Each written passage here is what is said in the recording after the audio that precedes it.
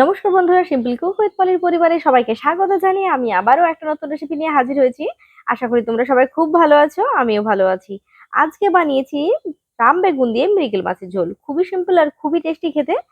তোমাদের অনুরোধ করবো শেষ পর্যন্ত অবশ্যই তোমরা আমার সঙ্গে থাকো। এর জন্য আমি নিয়েছি মৃগেল মাছ। মাছটা যদিও বড় ছিল সেখান থেকে কিন্তু আমি 10 পিস নিয়েছি। তো এখানে আমি আধ চামচ লবণ, ছোট চামচের আধ চামচ লবণ দিয়ে আর পরিমাণ মতো হলুদ গুঁড়ো দিয়ে ভালো করে মাখিয়ে নেবো। মাছটা তো আমি আগে থেকে ভালো করে পরিষ্কার করে ধুয়ে নিয়েছি। আর সাথে দেখো বেগুন, দুটো আলু, একটা পেঁয়াজ, একটা টমেটো নিয়েছি, ঝাল দেওয়ার জন্য 3-4টে লঙ্কা, আর নিয়েছি 1 চামচ যেন হয় সেরকম ভাবে আদা। তেলটা আমি আগে থেকে গরম হতে দিয়েছি আর মাছটাতে আমি লবণ হলুদ দিয়ে মাখিয়ে নিয়েছি। তারপরে মাছগুলোকে যেমন আমরা ভেজে থাকি সেরকম করে ভেজে নেবো, তবে একটু কড়া করব। আর এই যে রাম বেগুন দিয়ে মাছের ঝোলটা কিন্তু খেতে কিন্তু অসাধারণ লাগে।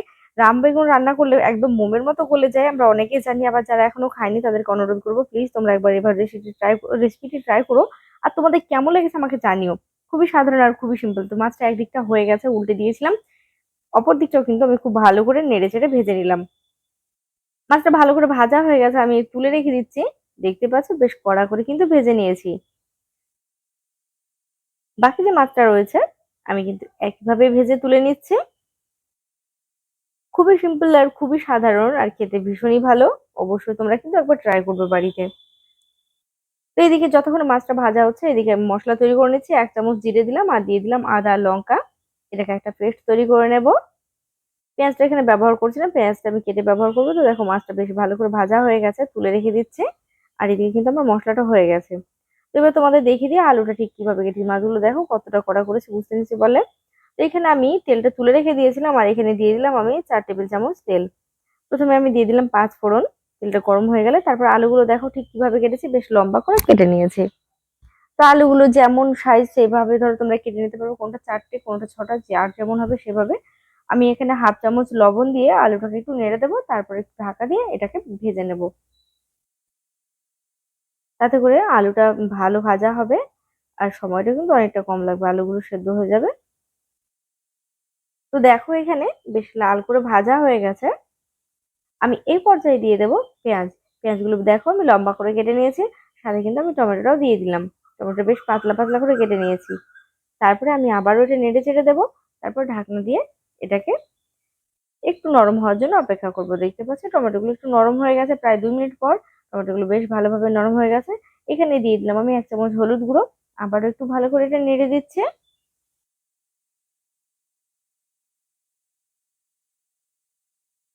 এবার দিয়ে দেবো বেটে রাখা মশলা।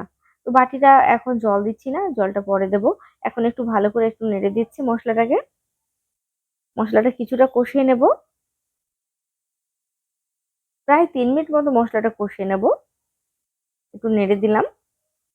আমি ঢাকনা দিয়ে কিন্তু মশলাটা কষিয়ে নিচ্ছি। অবশ্যই তোমরা বলবো তোমরা তোমাদের সুবিধা মতো এটা করে নিতে পারবে।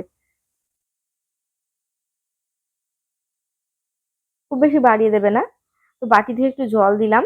আর আঁচটা দেখতে পাচ্ছ আমি কিন্তু বাড়ানো কমানো করছি যখন একটু বেশি, মানে এখন জল দিলাম তাই জন্য সামান্য একটু বাড়িয়ে দিয়েছিলাম। তো দেখো মশলাটা এখানে কষানো হয়ে গেছে, দেখতে পাচ্ছ হালকা তেল উঠে গেছে।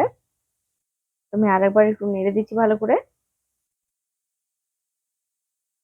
মশলা কষানো যত ভালো হবে রান্নার স্বাদ কিন্তু তার উপর ডিপেন্ড করে যে রান্নার স্বাদটা ঠিক কি রকম হবে। তো সামান্য এখানে চিনি দিয়ে দিলাম, তাতে করে স্বাদটা অনেক বেশি বেড়ে যায় চিনিটা ব্যবহার করার ফলে। তোমরা যারা চিনি ব্যবহার করে রান্না করো না, তো তাদেরকে বলবো অবশ্যই অবশ্যই এভাবে একবার রান্না করে দেখবে, সত্যি সত্যি স্বাদটা আলাদা হয়। তো এখানে আমি গরম জল দিয়ে দিলাম, মশলাটা যেহেতু সম্পূর্ণ কষানো হয়ে গেছে তোমরা দেখলে। আমি এখানে রান্নায় গরম জল ব্যবহার করেছি, চেষ্টা করবো গরম জল ব্যবহার করার জন্য। তো এখানে দেখো ঝোলটা ফুটে গেছে আর আমি এখানে বেগুন দিয়েছি। বেগুনটা কিন্তু আমি সম্পূর্ণ নিইনি, আধখানা নিয়েছি, মানে হাফ নিয়েছি, তাকে পাতলা করে 5 টুকরো করে নিয়েছি। যেহেতু বেগুনটা অনেকটাই বড় ছিল, এবার আমি বাকি লবণটা দিয়ে দিচ্ছি, বেগুনের উপর দিয়ে দিয়ে দেবো। তারপরে একটু নেড়ে দিয়ে এটাকে ঢাকা দিয়ে দেবো 10 মিনিটের জন্য। খুবই তাড়াতাড়ি রান্নাটা আর খুবই সিম্পল ভাবে হয়ে যায়। তো এখানে ঢাকা দিয়ে দিলাম, ফিরে আসছি 10 মিনিট পর। তো দেখো এখানে সমস্ত সবজিটা কিন্তু খুব ভালোভাবে সেদ্ধ হয়ে গেছে, দেখতে পাচ্ছ। আর ঝোলের মধ্যে এভাবে রাম বেগুন ব্যবহার করলে কিন্তু খেতে কিন্তু সত্যিই অসাধারণ লাগে। তো এইবার আমি এখানে দিয়ে দেবো মাছগুলো। এখানে আমি 1 পিস মাছ রেখে দিলাম আমার ছেলের জন্য, বাকি মাছটা আমি ঝোলের মধ্যে দিয়ে দিচ্ছি।